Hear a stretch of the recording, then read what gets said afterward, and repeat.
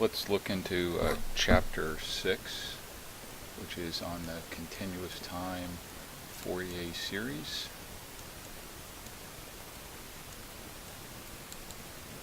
Which I'll often abbreviate as f of s. So in the first section we'll discuss various forms of the trigonometric Fourier series. In a subsequent section we'll look at the exponential form. First we need to talk about a periodic function and define that term. So a periodic function is one in which there is a constant t0 value for which this relationship is true for all t, for all time. If a function is periodic with a period of 1 second, it will also be periodic with a period of 2 seconds, 3 seconds, and so on. That smallest value of t0, though,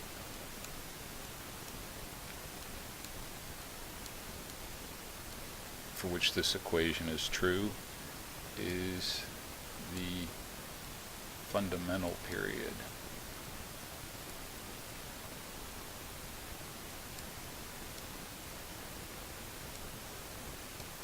And I am assuming here that you've seen periodic functions or examples of periodic functions in previous courses. And of course, crucial to all of this Fourier series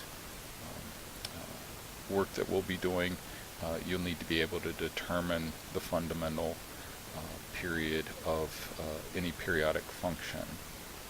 Corresponding to the fundamental period is the fundamental frequency.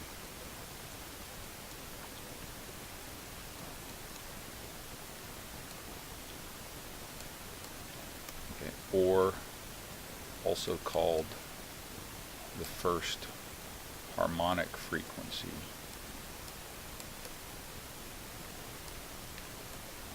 We'll see that in any periodic signal, the fundamental frequency is the lowest frequency component in that periodic signal.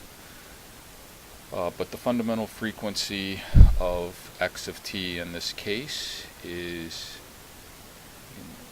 be expressed either in hertz.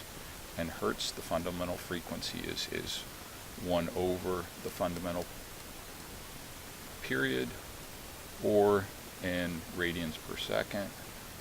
So here omega 0 is 2 pi f0, or 2 pi over t0. So we'll be going back and forth between expressing the frequencies in radians per second and also in hertz. So it should be clear from context which we're talking about. According to Fourier,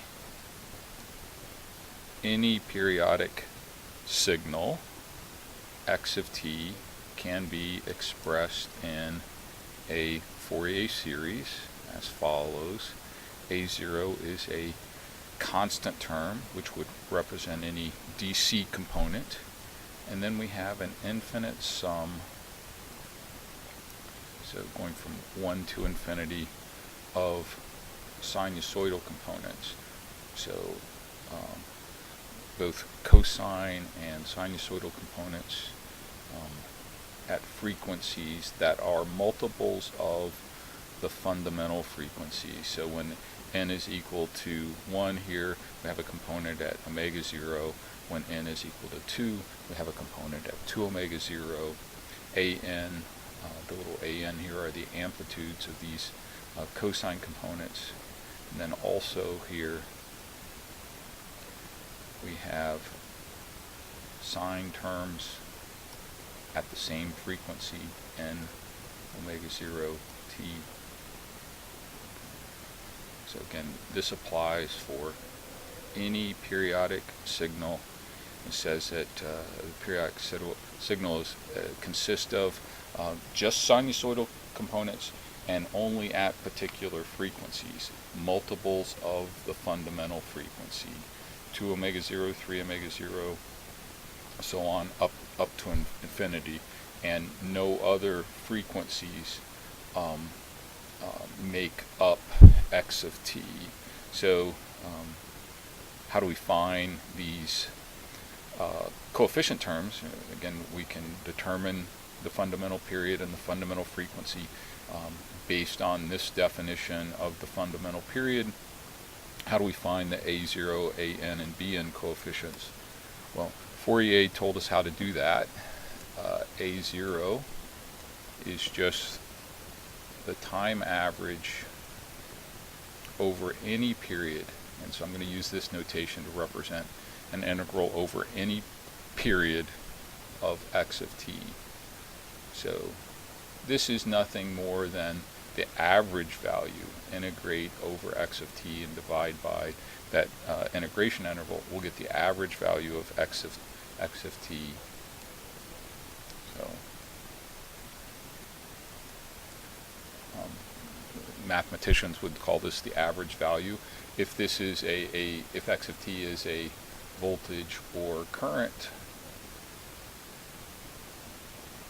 electrical engineers would call it the DC value, the value we would measure with a DC voltmeter.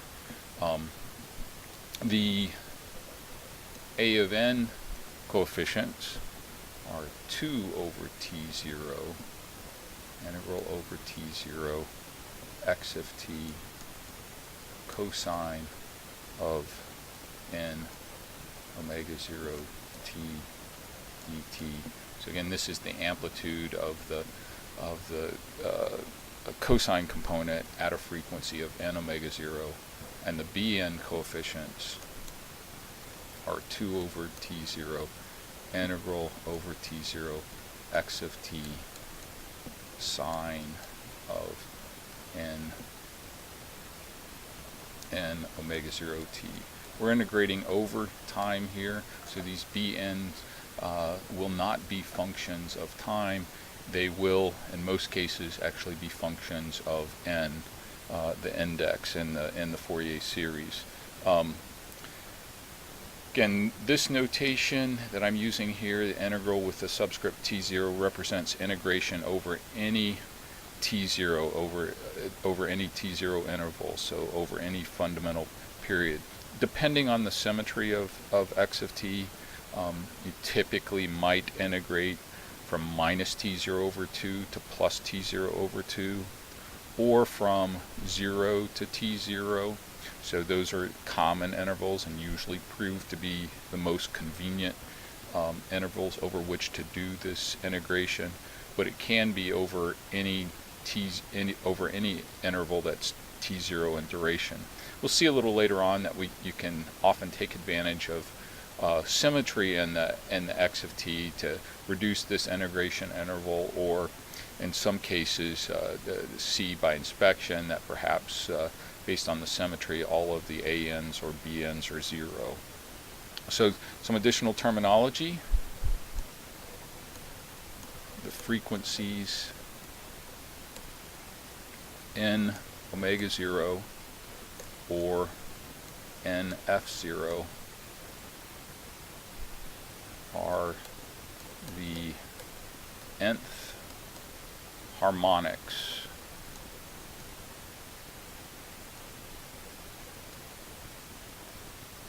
of periodic waveform we're working with x of t. So for example, let's say x of t has a fundamental period of 1 millisecond. So it has a repetition rate of 1 millisecond. The corresponding